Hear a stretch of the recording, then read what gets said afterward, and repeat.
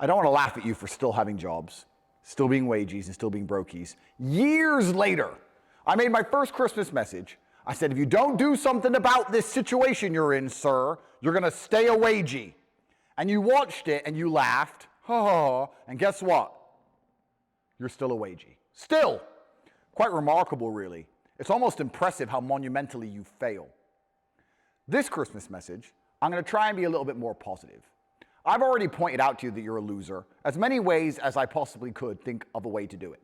And all the different plethora of ways in the entire spectrum of the obvious, I have pointed out at every single point along the way, and you continue to refuse to be anything better than what you are. You insist on being a wagey and a brokey and dumb, so you can stay there.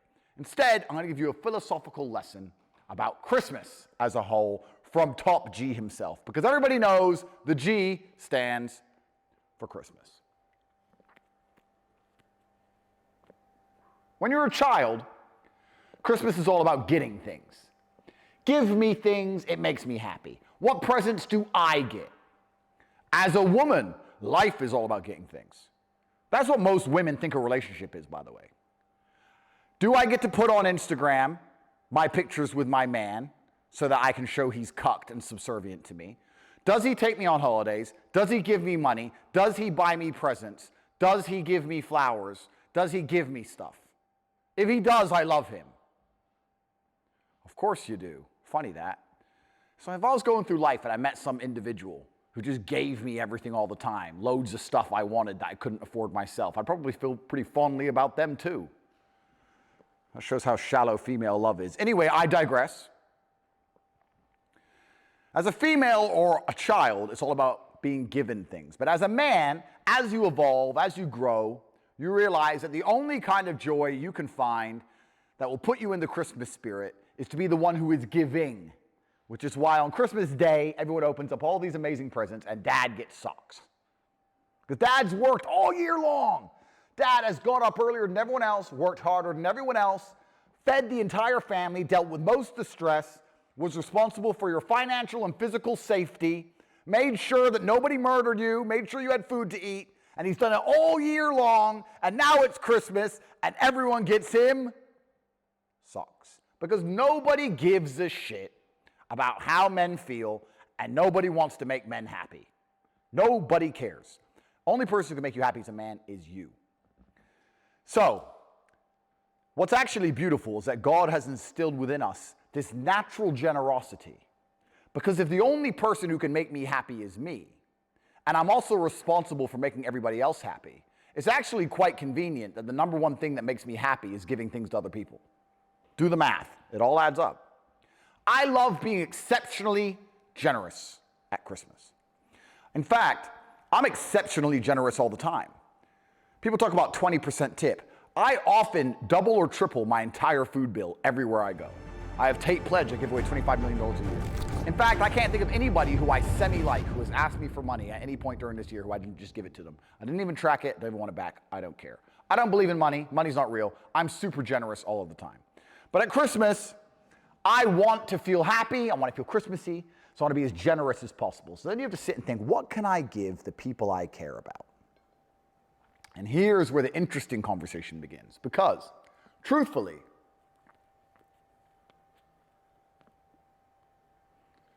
you give things to the people you care about as a man via your excellence and achievement. I don't believe you love somebody if you will not suffer for that person. I do not believe you love something if you will not suffer for that thing. If you love tennis, you suffer to be the best at tennis. If you love a person, you're prepared to suffer to protect them. If you love your family, you watching this, Mr. Midwit, Mr. Average, sitting there who says, I love my family, I love Christmas, I love my family around the Christmas table. I would argue the point that you don't love your family. And I'll also argue the point that your family doesn't love you. And the reason I will say that is because if you loved your family, if you truly gave a shit about them, you would be instantly and endlessly inspired and motivated to become as brilliant as possible so that you were now useful to them. You show respect to your ancestors, respect to your parents, respect to your little girlfriend who sucks your pee-pee, all the people who are in your life. You show respect to them via a quest for excellence. The better you become and the harder you work shows how much you truly love them. If you had a woman and you truly loved her, truly, you would want to be your best self for her, which means you wouldn't be a skinny, fat little fucking nerd like you are right now. So you don't love her. You may love that she gives you things. She gave you a blowjob once. She'll make you dinner, whatever. But that's childish female love. That's female enjoyment. We just talked about it. Being given things is what children and women want. Real men, we don't want to be given that much. What we want to do is show to the people we care about how brilliant we are, and them to remind us of it endlessly.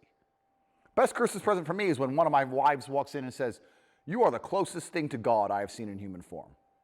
And she says it with love in her eyes. And I'm like, correct, dinner. That's my present, done. But I gave that to her, as well as giving it to myself. Once again, God has made it extremely convenient for me. That the harder I work on myself, the better a present I give to all the people around me. So if you are sitting there at home and you are broke, and when I say broke, I mean less than 10 million, because that's the bare minimum standard. If you are weak, if you are dumb, if you are lazy, you don't love any of the people you think you love. The only person you love, selfishly and absolutely, is yourself. And then what you're going to sit there and do is hard cope. He's saying, because I don't have muscles, I don't love my family. Correct. Correct. Because you could make them if you truly gave a shit about being excellent. And you don't. The second part that I said earlier is that your family doesn't love you. Because they don't. I mean, they can look at you. I mean, you're sure your chick looks at you, your family looks at you like, okay, yeah, he's all right. They don't love you like my family loves me. Please understand, I'm the head of the clan. Hundreds of people eat because of me. I am the big boss. I have never failed. I am adored. I am loved completely. You can be my second cousin. You can be my sister, my mom, anyone. If a big problem occurs, it's call Andrew. That's why I'm loved. I'm loved as an overwatcher, as a protector. I'm loved the way people look up and love the sun god Ra. The way the Egyptians worshipped Ra is the way I am worshipped amongst my clan, because I can give light. Nobody calls your phone when there's a problem, because nobody thinks you can do anything about it. They don't love you, and you don't love them. And if you actually truly love them, you would change. Whenever I see a weak idiot or a brokey talking about love, I know they don't know what love is. Because if you truly love somebody, you refuse to not be exceptional for that person. A grander and more meta thought I was having. Sorry, let me just light my cigar.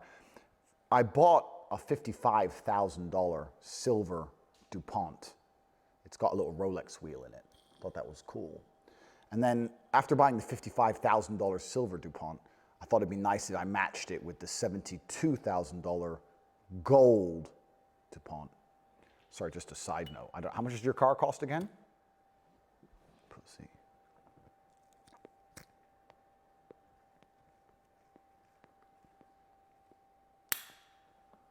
Sounds like money. If Santa Claus was a real person, and instead of going around through the world to decide who was naughty and who was nice, he went around through the world to decide who had genuinely worked hard this year and who hadn't.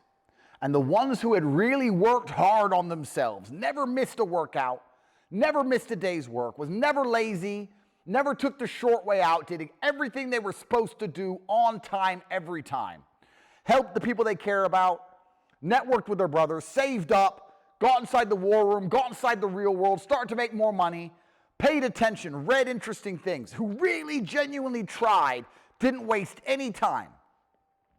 Would Santa give you a present? Or would he put you on the naughty list of boys who tried hard most of the time, or some of the time, but not all of the time? Because Santa knows when you are sleeping and he knows when you're awake. He knows it all. And if you're honest with yourself right now, you know that there's been a bunch of times you fucked up, and so does Santa. And the most beautiful thing about this little analogy I've come up with is that Santa is real. His name is God, or the universe. And if you genuinely do what you're supposed to do all of the time, God/universe gives you a present. Isn't that amazing? Just like when you were a child. Be good, Santa appears, gives you what you want. Work hard, the God appears, gives you what you want. So if you don't have what you want, there's only two possible explanations. One, God somehow got it wrong. Or two, you're a lazy fuck up. And the thing about being a lazy fuck up, I've often noticed, is that most people are not happy to permanently be a lazy fuck up because they are perspicacious and conscious enough to sometimes feel a level of guilt for their mediocre existence. So they'll wake up one day and go, I've got to do better, I've got to change things, I deserve better than this. And because they're pissed off, they'll feel temporarily motivated. Get the cups at topg.com. But then what will happen is they'll go back into their loser life and they'll find some weed or some stinky puss or a video game, whatever it is. And they'll be happy again. Oh, I smoked weed and I got stinky puss. Yay. And then they're happy. So then what happens is they drift in and out of motivated and then happy. Because if you're truly depressed with your situation, if you're truly unhappy with it 24/7, like you should be, like I was, you won't stay there. You'll get out. If I set you on fire, you're going to do anything it takes to put the fire out. But if I set you on fire and it burns for a few seconds, and then for another 2 minutes you don't feel the pain, you're going to stay on fire. And that's what most of you are doing, and Santa is watching you do that, and that's why year after year, nothing remarkable happens in your life. Nothing remarkable happens in your life. Let me repeat that. Nothing remarkable happens in your life. Your only existence on this planet, before we transcend into another version of consciousness, you are here once, and your chance to do remarkable things is being squandered because you are too fucking lazy to try. If you were to tell me your best story from this last year, not only would I not be entertained, I would likely be offended and bored. Oh, did you drive a fast car once? Did you rent it? Is that what happened? Did you go to a club? Did you go party? Did you have sex with a girl? Whoa. Did you go on holiday? Whoa, crazy. Did you fight the Matrix? Did you put a genuine dent in the information wall, which is being used to enslave us all? Did you suffer for 93 days in a Romanian dungeon? You haven't done a fucking thing. You've wasted another year, and God knows it, which is why for Christmas you're going to get nothing but socks, and you're going to stay a fuck up until you do something about it. And every single person close to you knows you don't love them because you perpetually fail and refuse to try. And they don't love you either. You're living a loveless life, self-obsessed, coping hard for your monumental and endless failures, hoping one day, somehow, you're going to pull it all off. Maybe when my ship comes in, then it will change. If I just sit and wait long enough, God will give me what I want. No, he won't. Because you're on the naughty list. Because you continue to be a fucking loser. So for Christmas, because I'm a loving, nice man, and because I love all of you at home, because everybody knows Top G is a nice man, Top G, G stands for Christmas, I'm gonna dedicate myself to be even more brilliant than I've ever been. Because that's why you watch these videos. Because I'm so exceptional, because I can fight, drive fast cars, and have all these wives and endless children, and all this money, and I talk so slick, and I'm funny even when I don't say anything. That's why you're watching me. So I've decided to become even more brilliant than ever before to show you how much I care about you.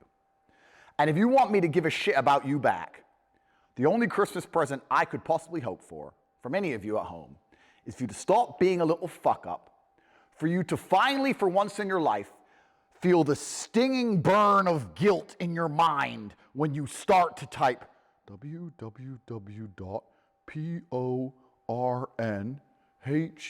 There should be a point where you stop and say, no, He's watching. God's watching. This is going to go against me. Christmas is going to come. There's going to be a new message from Top G. The G stands for Christmas. He's going to call me a loser. I'm going to know I'm on the naughty list. I fucked up. God's watching. Santa's watching. I'm a fucking nobody. No! And delete it. And you should go to www.cobratate.com and change your life so that your mother finally loves you.